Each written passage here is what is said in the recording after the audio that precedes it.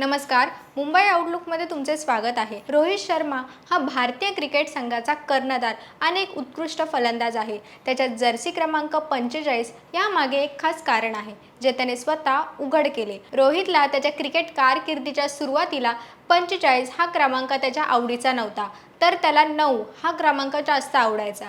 पण जेव्हा तो 2006 मध्ये अंडर-19 विश्वचषकासाठी निवडला गेला, तेव्हा त्याला 9 हा क्रमांक मिळाला नाही, कारण तो आधीच दुसऱ्या खेळाडूंनी घेतला होता। यानंतर रोहितने आपल्या आईला याबद्दल सांगितले आणि तिच्याकडून सल्ला मागितला। त्याच्या आईने त्याला 45 हा क्रमांक सुचवला, कारण 4 आणि 5 मिळून 9 होतात, जो त्याचा आवडता क्रमांक तयार होत होता।